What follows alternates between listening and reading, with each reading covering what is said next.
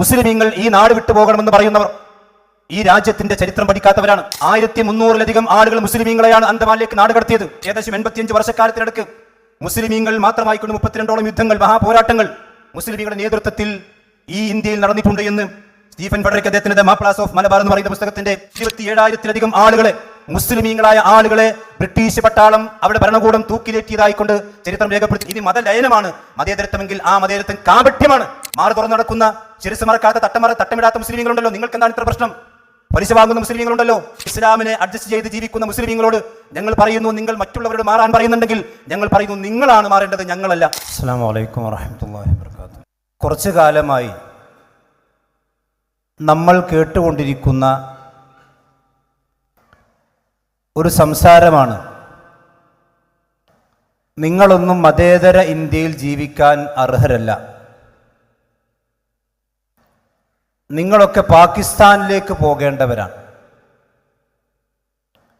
India രാജ്യത്തിൻ്റെ മഹത്വവും പൈതൃകവും ഒന്നും നിങ്ങൾക്ക് ഉൾക്കൊള്ളാൻ സാധിക്കുകയില്ല.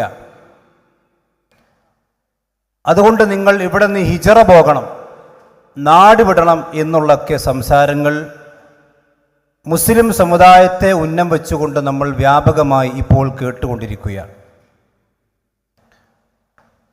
അത്തരം ആളുകളോട് അവരുടെ ശ്രദ്ധയിൽ ഉണ്ടാകാൻ വേണ്ടി ചില കാര്യങ്ങളാണ് എൻ്റെ സംസാരത്തിൽ ഞാൻ ഉദ്ദേശിക്കുന്നത്.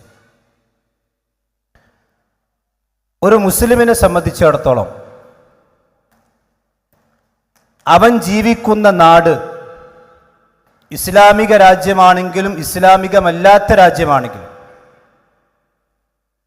ഒരു വ്യക്തി എന്നുള്ള നിലയിൽ പൂർണ്ണമായ മുസ്ലിമായിക്കൊണ്ട് ജീവിക്കാൻ അവന് സാധിക്കും, യാതൊരു തടസ്സവും ഇല്ല. ഒരു ഇസ്ലാമല്ലാത്ത രാജ്യത്ത് ജീവിച്ച ഒരു മുസ്ലിമിനെ സംബന്ധിച്ചിടത്തോളം അവൻ്റെ വ്യക്തി ജീവിതത്തിൽ കുറവ് വരുന്ന എന്തെങ്കിലും ഒരു കർമ്മം അല്ലാഹു സുബ്ഹാനഹു വ തആലയുടെ അടുക്കൽ ചെല്ലുമ്പോൾ അവൻ ഉണ്ടാവുകയില്ല. ഒരു സമ്പൂർണമായ മുസ്ലിമായിക്കൊണ്ട് തന്നെ അവന് ജീവിക്കാൻ സാധിക്കും. മഹാനായ റസൂലുള്ളാഹി സ്വല്ലല്ലാഹു അലൈഹി വസല്ലം 13 വർഷക്കാലം മക്കയിൽ ജീവിച്ചത് അവിടുത്തെ ഭരണകൂടം ഇസ്ലാമികമായിരുന്നില്ല, നമുക്ക് എല്ലാവർക്കും അറിയാം. ആ കാലഘട്ടത്തിൽ നബി സല്ലല്ലാഹു അലൈഹി വസല്ലം അബീസീനിയയിലേക്ക് ആളുകളെ ഹിജ്റക്ക് പറഞ്ഞയച്ചു. അബീസീനിയയിലും ഒരു ഇസ്ലാമിക ഭരണകൂടം ഉണ്ടായിരുന്നില്ല എന്ന് നമുക്ക് എല്ലാവർക്കും അറിയാം. ഒരു ക്രിസ്ത്യൻ രാജാവാണ് അവിടെ ഉണ്ടായിരുന്നത്. മഹാനായ യൂസുഫ് നബി അലൈഹിസ്സലാത്തു വസ്സലാമയുടെ ചരിത്രവും അങ്ങനെ തന്നെയാണ്. അപ്പോൾ ഒരു ഇസ്ലാമികമല്ലാത്ത രാജ്യത്തും പൂർണ്ണമായിക്കൊണ്ട് മുസ്ലിമായിക്കൊണ്ട് ജീവിക്കുന്നതിന് അവൻ്റെ പ്രമാണങ്ങൾ അവന് എതിര് നിൽക്കുന്നില്ല എന്ന് മാത്രമല്ല, നമ്മുടെ രാജ്യത്തെ സംബന്ധിച്ചിടത്തോളം ഏത് മതം സ്വീകരിക്കാനും ഏത് മതത്തെ അനുഷ്ഠിക്കാനും അത് പ്രബോധനം ചെയ്യാനും അത് നിർവഹിക്കാനുമൊക്കെയുള്ള സ്വാതന്ത്ര്യം ഈ ഇന്ത്യ രാജ്യത്ത് ഏത് മതക്കാർക്കെന്ന പോലെ മുസ്ലിമീങ്ങൾക്കുമുണ്ട് എന്നുള്ളതാണ് യാഥാർത്ഥ്യം. അതുകൊണ്ട് തന്നെ മുസ്ലിമീങ്ങൾ ഈ നാട് വിട്ടുപോകണമെന്ന് പറയുന്നവർ ഈ രാജ്യത്തിൻ്റെ ചരിത്രം പഠിക്കാത്തവരാണ്. ആധുനിക ഇന്ത്യയെ നിർമ്മിക്കുന്നതിൽ മുസ്ലിമീങ്ങൾക്കുള്ള പങ്ക് ആർക്കും ഇവിടെ നിഷേധിക്കാൻ സാധ്യമല്ല. മുസ്ലിമീങ്ങളുടെ ചോര ഉറ്റിയത് കൊണ്ട് തന്നെയാണ് ഇന്ത്യ രാജ്യത്തിന് സ്വാതന്ത്ര്യം ലഭിച്ചിട്ടുള്ളത്. അതാർക്കും നിഷേധിക്കാൻ സാധ്യമല്ല. മാത്രമല്ല, പോർച്ചുഗീസ് ബ്രിട്ടീഷ് ആധിപത്യത്തിനെതിരെ മുസ്ലിമീങ്ങൾ ഇവിടുത്തെ മതേതര വിശ്വാസികളുമായി കൊണ്ട് ചേർന്ന് നടത്തിയ പോരാട്ടങ്ങളാണ് ഇന്ത്യ രാജ്യത്തെ പാശ്ചാത്യ ശക്തികളിൽ നിന്ന് മോചിപ്പിച്ചെടുക്കുന്നതിന് നിർണായകമായി പങ്കുവഹിച്ചത് എന്ന് ആർക്കാണ് നിഷേധിക്കാനാവുക? നിങ്ങൾ ചരിത്രം നോക്കൂ. 1300-ലധികം ആളുകൾ മുസ്ലിമീങ്ങളെയാണ് അന്തമാനിലേക്ക് നാട് കടത്തിയത്.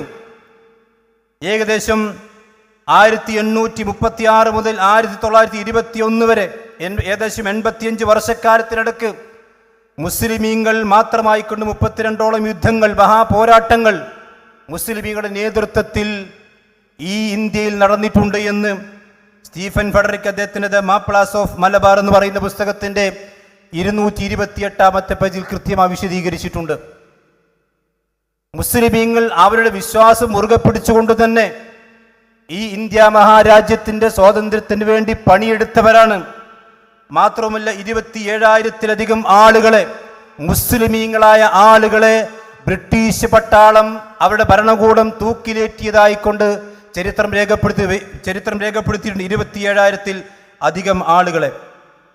മാത്രമല്ല മുസ്ലിം നേതാക്കന്മാർ മുന്നിൽ നിന്ന് തന്നെ നയിച്ചവരാണ്. ഏതെങ്കിലും പണച്ചാക്കുകൾ കാണുമ്പോൾ മുട്ടിവിറച്ചവരല്ല, ബ്രിട്ടീഷുകാരന്റെ മുമ്പിൽ ഓച്ചാരിച്ചു നിന്നവരല്ല. മഹാനായ അബുൽ കലാം ആസാദ് റഹ്മത്തുള്ളാഹി അലൈഹി അദ്ദേഹം ബ്രിട്ടീഷ് കോടതിക്ക് മുമ്പിൽ പറഞ്ഞൊരു വാചകം ചരിത്രത്തിലുണ്ട്. അതിങ്ങനെയാണ്: നിങ്ങൾക്ക് നൽകാൻ കഴിയുന്ന പരമാവധി ശിക്ഷ നിങ്ങൾ നൽകിക്കോളൂ. ആസാദായി എനിക്ക്, ഒരു മുസ്ലിമായി എനിക്ക് എന്ത് ശിക്ഷ നിങ്ങൾക്ക് നൽകിക്കോളൂ, എനിക്ക് പ്രശ്നമില്ല. ഒരു കാര്യം ഞാൻ ഉറപ്പിച്ചു പറയട്ടെ, ശിക്ഷാവിധി എഴുതുമ്പോൾ നിങ്ങളുടെ മനസ്സിലുണ്ടാകുന്ന അസ്വാരസ്യത്തിൻ്റെ 10% പോലും ആ വിധി കേൾക്കുമ്പോൾ എൻ്റെ മനസ്സിലുണ്ടാവുകയില്ല തന്നെ. എന്ന് പറഞ്ഞാൽ എന്ത് ശിക്ഷയും ശിരസിൽ വഹിച്ചുകൊണ്ട് അത് ഏറ്റെടുത്തുകൊണ്ട് തന്നെയാണ് മുസ്ലിമീങ്ങൾ ഈ രാജ്യത്ത് പോരാടിയിട്ടുള്ളതും അതിൻ്റെ ഫലമായി കൊണ്ട് തന്നെയാണ് ഇന്ത്യക്ക് സ്വാതന്ത്ര്യം ലഭിച്ചിട്ടുള്ളതും. എന്നാൽ സ്വാതന്ത്ര്യ സമരത്തെ ഒറ്റുകൊടുക്കുകയും അന്ന് ചെരുപ്പെടുത്ത് നടക്കുകയും ആനുകൂല്യങ്ങൾ പറ്റുകയും മാപ്പ് പറഞ്ഞവരുമാണ് അവിടെ പിൻഗാമികളാണ് ഇന്ന് മുസ്ലിമീങ്ങളോട് ഈ രാജ്യം വിട്ടുപോകണം, നിങ്ങൾ പാകിസ്ഥാനിലേക്ക് പോകണം, നിങ്ങൾ ഹിജറ പോകണമെന്നൊക്കെ പറഞ്ഞുകൊണ്ടിരിക്കുന്നത് എന്നുള്ളതാണ് വളരെ വിധി വൈപരീത്യമായിട്ടുള്ളൊരു കാര്യം. നിങ്ങൾ നോക്കൂ, ഇവിടുത്തെ മുസ്ലിമീങ്ങളെ സംബന്ധിച്ചിടത്തോളം ഈ ഇന്ത്യ രാജ്യത്ത് ആ രാജ്യത്തിൻ്റെ ഏത് അവകാശവും ഏത് നിയമവും അവർക്ക് കൂടി അവകാശപ്പെട്ടതാണ്. കാരണം അവിടെ മുൻഗാമികളായിട്ടുള്ള മഹാരഥന്മാരായ പണ്ഡിതന്മാർ അവർ ഈ രാജ്യത്തിന് വേണ്ടി പോരാടി. ഏതാനും ചില ആളുകളുടെ പേരുകൾ ഞാൻ വായിക്കാം. മഹാനായ സയ്യിദ് അഹമ്മദ് ബറൈൽവി റഹ്മത്തുള്ളാഹി അലൈഹി, ഷാ ഇസ്മായിൽ ഷഹീദ്, അതുപോലെ തന്നെ വിലായത്ത് അലി, അഹമ്മദുല്ലാ ഷാ, ഇനായത്ത് അലി, ഷാ വലിയുല്ലാ ദഹ്ലവി, അബ്ദുൽ അസീസ് ദഹ്ലവി, മുഹമ്മദ് ജഅഫർ താനേശ്വരി, സയ്യിദ് നദീർ ഹുസൈൻ ദഹ്ലവി, സിദ്ദീഖ് ഹസൻ ഖാൻ ഖന്നൂജി, സനാഉല്ല അമൃതസരി, മൗലാന അബുൽ കലാം ആസാദ്, വക്കം മൗലവി, കെ എം മൗലവി, മൊയ്ദ് മൗലവി, അബ്ദുറഹ്മാൻ സാഹിബ്, മഖ്ദി തങ്ങൾ, മഹാനായ അബ്ദുസ്സലാം മൗലവി, പിന്നെ അടക്കമുള്ള അരീക്കോടിലെ മഹാരഥന്മാരായ പണ്ഡിതന്മാർ അടക്കമുള്ള ആളുകൾ. അതിൻ്റെ ലിസ്റ്റ് ഇവിടെ പറഞ്ഞാൽ തീരൂല. ഇവരൊക്കെ മഹാപണ്ഡിതന്മാരായിരുന്നു. ഇസ്ലാം പഠിച്ച, വിശുദ്ധ ഖുർആൻ മനസ്സിലാക്കിയ, അള്ളാഹുവിൻ്റെ പ്രവാചകന്റെ ഹദീസുകൾ പഠിച്ച് മനസ്സിലാക്കി ഈ ഇന്ത്യ രാജ്യത്ത് തന്നെ ജീവിക്കാൻ ഒരു മുസ്ലിമിന് പ്രശ്നമില്ലെന്നും ഇവിടെ തന്നെ ഞങ്ങൾ ജീവിക്കുമെന്നും ആർജവത്തോടുകൂടി പ്രഖ്യാപിച്ച മഹാപണ്ഡിതന്മാരായിരുന്നു ആ മഹാരഥന്മാരൊക്കെ തന്നെയും. അവർക്കാർക്കും ഇന്ത്യ രാജ്യത്ത് ജീവിക്കാൻ പറ്റൂല, നമ്മൾ എവിടേക്കെങ്കിലും ഹിജറ പോകണം എന്ന് അവർക്ക് തോന്നിയിട്ടില്ല.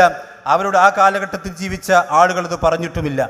മാത്രമല്ല സഹോദരന്മാരെ, അവരൊക്കെ തന്നെയും പരസ്പരം സഹകരിച്ചും അതുപോലെ തന്നെ കൊണ്ടും കൊടുത്തും തന്നെയാണ് ജീവിച്ചത് എന്നുള്ളത് നമുക്ക് മനസ്സിലാക്കാൻ സാധിക്കുക. പക്ഷെ ഇന്ന് ചില ആളുകൾ പറയാണ്, മുസ്ലിമീങ്ങൾ ഇന്ത്യ രാജ്യത്ത് ജീവിക്കണമെങ്കിൽ നിങ്ങൾ മതേതരവാദികളാകണം. എന്താണ് മതേതരവാദം എന്ന് പറഞ്ഞാൽ? അഥവാ നിങ്ങൾ മതപരമായി കൊണ്ട് കുറച്ച് അഡ്ജസ്റ്റ്മെന്റ് തയ്യാറാകണം, മതലയനത്തിന് നിങ്ങൾ തയ്യാറാകണം. നിങ്ങളുടെ മതം മറ്റു മതങ്ങളുമായി കൊണ്ട് ലയിപ്പിച്ച് ഒരു സർവമത സത്യവാദത്തിന്റെ വാദത്തിലേക്ക് നിങ്ങൾ പോകണം. മതലയനമാണ് യഥാർത്ഥത്തിൽ മതേതരത്വം എന്നാണ് ചില ആളുകൾ ഇപ്പോൾ ക്ലാസ് എടുത്തു കൊണ്ടിരിക്കുന്നത്. നമ്മൾ പറയുന്നു, മുസ്ലിമീങ്ങളെ സംബന്ധിച്ചിടത്തോളം ഇവിടുത്തെ ഇന്ത്യൻ സെക്യുലറിസം പിന്നെ എന്ന് പറയുന്നത് അവർക്ക് അംഗീകരിക്കാൻ ഒരു പ്രയാസവുമില്ല. പക്ഷേ ഇന്ത്യയിലെ മതേതരത്വം എന്ന് പറയുന്നത് മതലയനമല്ല. മുസ്ലിം പള്ളികളിൽ അന്യമതസ്ഥന്മാർ വന്ന് ആരാധന അർപ്പിക്കുക, അന്യ ആരാധനാലയങ്ങൾ പോയിക്കൊണ്ട് മുസ്ലിമീങ്ങൾ ആരാധന അർപ്പിക്കുക, ഇങ്ങനെ പരസ്പരം മതത്തെ ഇല്ലാതെയാക്കി മതസൗഹാർദ്ദം എന്ന പേരിൽ മതലയനമാണ് മതേതരത്വം. അങ്ങനെ ഒരു മതേതരത്വം മുസ്ലിമീങ്ങളെ സംബന്ധിച്ചിടത്തോളം അംഗീകരിക്കാൻ നിർവാഹമില്ല. അതിന് നിങ്ങൾ എന്ത് ചാപ്പയടിച്ചിട്ടും കാര്യമില്ല. കാരണം മതേതരത്വം എന്നത് മതലയനമാണെന്നത് ആധുനികമായ ചില ലിബറലുകളുടെ കണ്ടെത്തലാണ്. ഞാൻ ഈ പേര് വായിച്ചിട്ടുള്ള മഹാരഥന്മാരെ പണ്ഡിതന്മാർ അവർ ജീവിച്ച മണ്ണാണിത്. ആസാദും ഗാന്ധിജിയും തോളോട് തോളിഞ്ഞ് പ്രവർത്തിക്കുമ്പോൾ ആസാദിന്റെ ഇസ്ലാം ഒരിക്കലും അദ്ദേഹത്തിന് വെള്ളം ചേർക്കേണ്ടി വന്നിട്ടില്ല.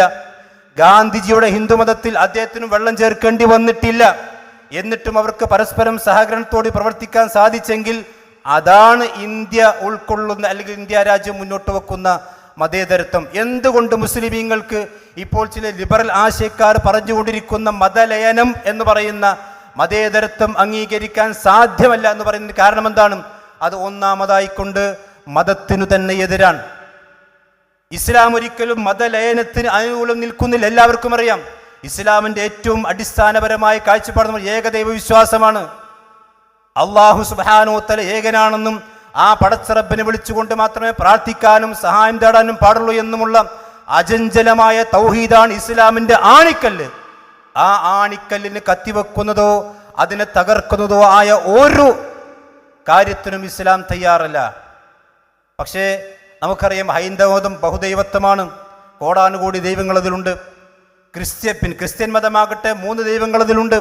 ഇതെല്ലാം ഒരുമിപ്പിച്ച് ഏകദൈവ വിശ്വാസവും അതുപോലെ തന്നെ ബഹുദൈവത്വവും ത്രയേകത്വവും എല്ലാം കൂടി ഒരുമിപ്പിച്ച് ഒരു മതസൗഹാർദ്ദം, അതാണ് മതേതരത്വം എന്ന് പറയുന്നത് ഒരു മുസ്ലിമിനെ സംബന്ധിച്ചിടത്തോളം സ്വീകാര്യമല്ല. അതിൻ്റെ പേരിൽ നിങ്ങൾ താനിബാലികളെന്നോ അതല്ലെങ്കിൽ വേറെ എന്തും പേരിൽ നിങ്ങൾ വായിൽ തോന്നി മുഴുവൻ വിളിച്ചാലും മുസ്ലിമീങ്ങൾ അതിനെ പുച്ഛിച്ച് തള്ളുകയുള്ളൂ. കാരണം അത്തരം ആക്ഷേപങ്ങൾ ഞങ്ങൾക്ക് പുല്ലുവിലയാണ്. കാരണം വിശുദ്ധ ഖുർആനിൽ അത് സൂറത്തുൽ കാഫിറൂനിൽ വളരെ വ്യക്തമായി പ്രഖ്യാപിച്ചിട്ടുണ്ട്, ലാ അഅബുദു മാ തഅബുദൂൻ. നിങ്ങൾ ആരാധിച്ചുകൊണ്ടിരിക്കുന്നത് മൂർത്തികളാകട്ടെ, വിഗ്രഹങ്ങളാകട്ടെ, ഇനി ആൾ ദൈവങ്ങളാകട്ടെ, ആൾത്തറാട്ടെ, അതിനൊരിക്കലും ഒരു മുസ്ലിമിനെ അംഗീകരിക്കാനും ആരാധിക്കാനും സാധ്യമല്ല എന്ന് അർത്ഥശങ്കക്കിടയില്ലാത്ത വിധം ഇസ്ലാം പ്രഖ്യാപിച്ചിട്ടുണ്ട്. അതുകൊണ്ട് അതാണ് ഇന്ത്യൻ മതേതരത്വം എന്ന് പറയുന്നത് ഒരിക്കലും അംഗീകരിക്കാൻ സാധ്യമല്ല. ഇനി മതലയനമാണ് മതേതരത്വമെങ്കിൽ ആ മതേതരത്വം കാപട്യമാണ്. അത് മതമില്ലാത്ത മതേതരത്വമാണ്. നിങ്ങൾ ആലോചിച്ച് നോക്കൂ, എല്ലാ മതങ്ങളും പരസ്പരം അങ്ങോട്ടും ഇങ്ങോട്ടും ലയിപ്പിച്ചാൽ പിന്നെ മതം ഉണ്ടാകുമോ? മഹാനായ റസൂലുള്ളാഹി സ്വല്ലല്ലാഹു അലൈഹി വസല്ലമയുടെ കാലഘട്ടത്തിൽ ചില കപടവിശ്വാസികൾ ഉണ്ടായിരുന്നു. അവർ ഇസ്ലാമിൻ്റെ മുസ്ലിമിന്റെ അടുക്കിലേക്ക് വരുമ്പോൾ പറയും, ഞങ്ങൾ നിങ്ങളുടെ കൂടെയാണ്. അവരുടെ ആളുകളുടെ അടുത്തേക്ക് പോകുമ്പോൾ അവർ പറയും, ഞങ്ങൾ നിങ്ങളുടെ കൂടെയാണ്. അല്ലാഹു സുബ്ഹാനഹു വ തആല അത്തരം കപടന്മാരെ കുറിച്ച് പറഞ്ഞ വാചകം വിശുദ്ധ ഖുർആൻ കാണാം, മുദബ്ദബീന ബൈന ദാലിക ലാ ഇലാഹ ഉലായി വലാ ഇലാഹ ഉലായി. അത് ഇസ്ലാം അംഗീകരിച്ചിട്ടില്ല. 2 വിഭാഗത്തിന്റെ ഇടയിൽ അങ്ങോട്ടും ഇങ്ങോട്ടും ഇങ്ങനെ നടക്കുക, അവരിലുമല്ല ഇവരിലുമല്ല. മഹാനായ റസൂലുള്ളാഹി സ്വല്ലല്ലാഹു അലൈഹി വസല്ലം പറഞ്ഞു, 2 പെണ്ണാടുകൾക്കിടയിൽ നിൽക്കുന്നൊരു മുട്ടനാടിനെ പോലെയെന്ന്. അതല്ല മതേതരത്വം, അത് കാപട്യമാണ്. മതലയനമാണ് മതേതരത്വം എന്ന് വാദിക്കുന്നത് കാപട്യമാണെന്ന് മാത്രമല്ല, മൂന്നാമത്തത് അത് മതേതരത്വത്തിനെതിരാണ്. ഇന്ത്യയിൽ വിഭാവനം ചെയ്യപ്പെട്ടിട്ടുള്ള മതേതരത്വം എന്ന് പറഞ്ഞാൽ എല്ലാ മതങ്ങളും ലയിച്ച് വെള്ളം ചേർത്ത് ഒരു പുതിയ സാമ്പാർ മതം ഉണ്ടാക്കലല്ല മതേതരത്വം. ഓരോ മതസ്ഥനും അവൻ്റെ മതമനുസരിച്ചുകൊണ്ട് ജീവിക്കാനും അത് പ്രാക്ടീസ് ചെയ്യാനും അതിൻ്റെ അനുഷ്ഠാനങ്ങൾ നിർവഹിക്കാനുമുള്ള സ്വാതന്ത്ര്യം നൽകുന്നതാണ് ഇന്ത്യൻ മതേതരത്വം. അതല്ലാതെ പരസ്പരം മതത്തിൻ്റെ പേരിൽ അങ്ങോട്ടും ഇങ്ങോട്ടും ലയിച്ച് അഡ്ജസ്റ്റ് ചെയ്യലല്ല. അപ്പോൾ ചില ആളുകൾ വേറെ ചോദ്യമായി കൊണ്ടുവരും, എന്നാൽ മുസ്ലിമീങ്ങളിൽ ചില ആളുകളുണ്ടല്ലോ, അവർ നിങ്ങളെപ്പോലെ തന്നെ മുസ്ലിമീങ്ങളാണ്, പക്ഷേ നിങ്ങൾ അത്ര തീവ്രത കാണിക്കുന്നില്ലല്ലോ. മാറ് തുറന്ന് നടക്കുന്ന, ചെരുസ് മറക്കാത്ത, തട്ടമിടാത്ത മുസ്ലിമീങ്ങളുണ്ടല്ലോ, നിങ്ങൾക്ക് എന്താണ് ഇത്ര പ്രശ്നം? പലിശ വാങ്ങുന്ന മുസ്ലിമീങ്ങളുണ്ടല്ലോ, സംഗീതം കേൾക്കുന്ന മുസ്ലിമീങ്ങളുണ്ടല്ലോ. അപ്പോൾ നിങ്ങൾ കുറച്ച് ആളുകൾക്ക് മാത്രമേ അഡ്ജസ്റ്റ് ചെയ്യാൻ മടിയുള്ളൂ, ബാക്കി എല്ലാവരും അഡ്ജസ്റ്റ് ചെയ്യുന്നുണ്ടല്ലോ. അവർ സിനിമയിൽ അഭിനയിക്കുന്നുണ്ട്, അവർക്ക് സംഗീതം പ്രശ്നമല്ല, അവർക്ക് ഒന്നും പ്രശ്നമല്ല, നിങ്ങൾക്ക് മാത്രം എന്താണ് പ്രശ്നം? അതുകൊണ്ട് നിങ്ങളും അവരെ പോലെയാകണം. അതാണ് യഥാർത്ഥ മുസ്ലിം, അവരാണ് ഗുഡ് മുസ്ലിം. നിങ്ങൾ നല്ല മുസ്ലിമീങ്ങളല്ല, നിങ്ങൾ തീവ്ര മുസ്ലിമീങ്ങളാണ്. അത്തരം ആളുകളോട് ഞങ്ങൾക്ക് പറയാനുള്ളത്, ഏതെങ്കിലും ഒരു മുസ്ലിമിന്റെ പ്രവർത്തനം കണ്ടുകൊണ്ടല്ല ഇസ്ലാം നിങ്ങൾ മനസ്സിലാക്കേണ്ടത്. ഇസ്ലാമിന്റെ ആദ്യ കാലഘട്ടത്തിലും ഇത്തരം ലിബറൽ ചിന്താഗതിക്കാരും വളരെ അഡ്ജസ്റ്റബിൾ ആയിട്ടുള്ള ആളുകളും ഉണ്ടായിരുന്നു. അത് റസൂലുള്ളാഹിന്റെ കാലഘട്ടത്തിലും ഉണ്ടായിരുന്നു, ഇന്നും അതുണ്ടാകും. ഒരു ഇസ്ലാമിനെ മനസ്സിലാക്കേണ്ടത് ഏതെങ്കിലും കവലകളിലോ ഏതെങ്കിലും ചാനലുകളോ ഇരുന്നു കൊണ്ട് സംസാരിക്കുന്ന ആളുകളിൽ നിന്നല്ല, ഇസ്ലാം അതിൻ്റെ പ്രമാണങ്ങളിൽ നിന്നാണ് മനസ്സിലാക്കേണ്ടത്. അതിൻ്റെ പ്രമാണങ്ങൾ എന്തു പറഞ്ഞു, അതാണ് ഇസ്ലാം. അതിന് കീഴ്പ്പെട്ടവനാണ് മുസ്ലിം. അതിന് കീഴ്പ്പെടാൻ ആകാത്തവൻ, അവൻ്റെ പേര് മുസ്ലിം ആണെങ്കിലും അവൻ ഇസ്ലാമുമായി കൊണ്ട് ബന്ധമില്ലാത്തവനാണ്. നേരെ മറിച്ച് അവൻ തൻ്റെ ഇച്ഛക്കനുസരിച്ചുകൊണ്ട് മതത്തെ മാറ്റിയവനാണ്. ഇച്ഛക്കനുസരിച്ചുകൊണ്ട് മതം മാറ്റുന്നവൻ അവൻ മുസ്ലിമിന്റെ ലേബൽ സ്വീകരിച്ചുകൊണ്ട് ചാനൽ വന്നാലും ഇനി പ്രസംഗിച്ചാലും എവിടെ നിന്ന് സംസാരിച്ചാലും അതൊക്കെ ഇസ്ലാമിന്റെ ആളുകളെ സംബന്ധിച്ചിടത്തോളം അവർക്ക് ഉൾക്കൊള്ളാൻ പ്രയാസമുണ്ട്. അവരല്ല ഇസ്ലാമിന്റെ മോഡലുകൾ. ഇസ്ലാമിന്റെ മോഡൽ എന്ന് പറഞ്ഞാൽ, മുസ്ലിം എന്ന് പറഞ്ഞാൽ അത് അല്ലാഹു സുബ്ഹാനഹു വ തആല വിശുദ്ധ ഖുർആനിൽ പഠിപ്പിച്ചതുപോലെ, പ്രവാചകൻ സല്ലല്ലാഹു അലൈഹി വസല്ലം പഠിപ്പിച്ചതുപോലെ ജീവിക്കുന്ന അവരാണ് യഥാർത്ഥത്തിൽ ഇസ്ലാമിന്റെ മോഡലുകൾ. അതുകൊണ്ട് മതം അഡ്ജസ്റ്റ് ചെയ്യാണ്ട സ്ഥാനത്തൊക്കെ നമ്മൾ അഡ്ജസ്റ്റ് ചെയ്യുന്നുണ്ട്. പക്ഷേ ഇസ്ലാമിന്റെ മൗലികമായ കാര്യങ്ങളിൽ അഡ്ജസ്റ്റ് ചെയ്തുകൊണ്ട് ഒരു മതേതര വിശ്വാസിയാകാനും ഇസ്ലാം ഉപേക്ഷിച്ചുകൊണ്ട് ഈ രാജ്യത്ത് ജീവിക്കണം എങ്കിൽ നിങ്ങൾ ഇസ്ലാമിനെ അഡ്ജസ്റ്റ് ചെയ്യണം എന്ന് പറഞ്ഞാൽ അത് അംഗീകരിക്കാൻ ഇവിടുത്തെ മുസ്ലിമീങ്ങൾ തയ്യാറല്ല എന്ന് ഉറക്കെ പറയാൻ ഞങ്ങൾക്ക് ആരുടെയും സർട്ടിഫിക്കറ്റ് ആവശ്യമില്ല.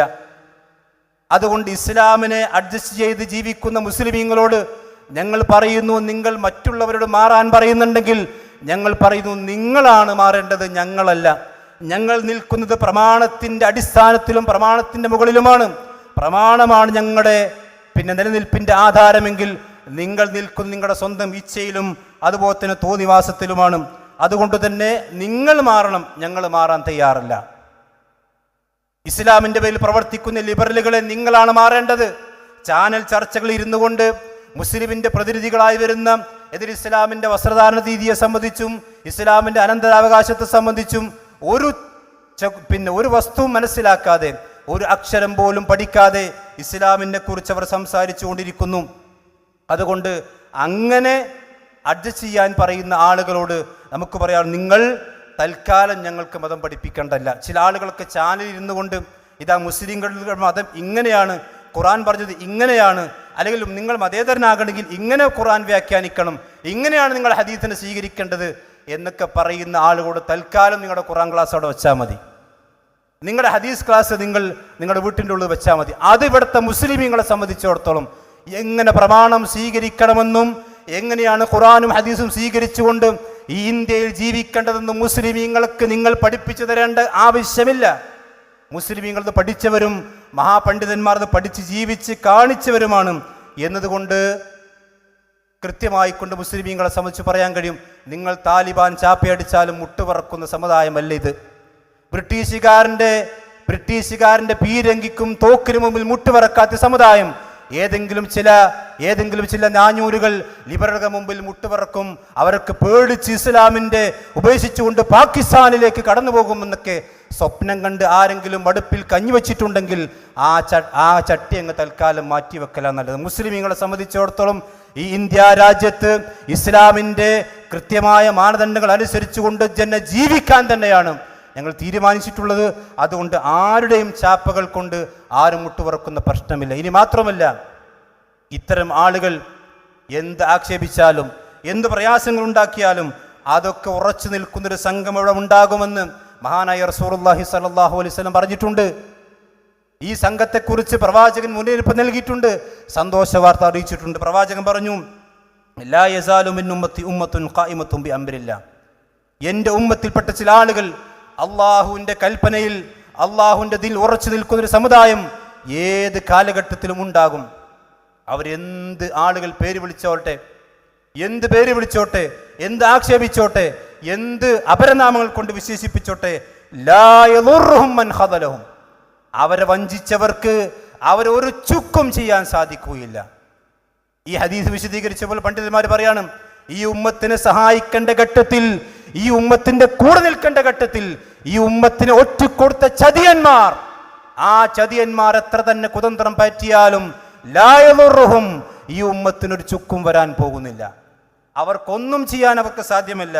വലാ മൻ ഖാലഫഹും, അവരോട് എതിരിടുന്ന ആളുകളാണെങ്കിൽ അവർക്കും ഒരു ചുക്കും ഈ ഉമ്മത്തിനെ ചെയ്യാൻ സാധിക്കില്ല. ആ ത്വായിഫത്തു മൻസൂറ, ആ ഒരു ചെറിയ കൊച്ചു സംഘമുണ്ടല്ലോ, ആ സംഘമാണ് ഇസ്ലാം.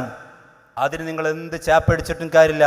അതുകൊണ്ട് നിങ്ങളുടെ സർട്ടിഫിക്കറ്റ് ഇവിടെ ലിബറൽ മതേതരവാദികളുടെ, അതേപോലെ ഇന്ത്യൻ മതേതരത്വത്തിന്റെ ചരിത്രം പഠിക്കാത്ത, ഇന്ത്യ രാജ്യത്തിന്റെ ചരിത്രം പഠിക്കാത്ത ഏതെങ്കിലും ബ്രിട്ടീഷുകാരന്റെ ഷൂ എടുത്ത് നടന്നിരുന്ന ആളുകൾ, അവരുടെ സർട്ടിഫിക്കറ്റും ഞങ്ങൾക്ക് ആവശ്യമില്ല. അതുപോലെ തന്നെ മുസ്ലിമായിക്കൊണ്ട് പേര് കൊണ്ട് മുസ്ലിമായി ലിബറൽ മുസ്ലിമീങ്ങളായിക്കൊണ്ട് നടക്കുന്ന ആളുകളുടെ സർട്ടിഫിക്കറ്റ് ഞങ്ങൾക്ക് ആവശ്യമില്ല. ഞങ്ങളുടെ കയ്യിൽ ഈ ലോകത്തിൻ്റെ സൃഷ്ടാവായ പടച്ചറബിൻ്റെ സർട്ടിഫിക്കറ്റ് ഉണ്ട്. അതെന്താണ്? കുന്തും ഖൈറ ഉമ്മ, നിങ്ങളാണ് യഥാർത്ഥത്തിൽ ഉത്തമരായ സമുദായക്കാർ. ആ സമുദായത്തിൻ്റെ സർട്ടിഫിക്കറ്റ്, പടച്ചറബിൻ്റെ സർട്ടിഫിക്കറ്റ് ഞങ്ങളുടെ കയ്യിലുള്ളിടത്തോളം കാലം നിങ്ങളുടെ ഒരു സർട്ടിഫിക്കറ്റ് ഞങ്ങൾക്ക് ആവശ്യമില്ല.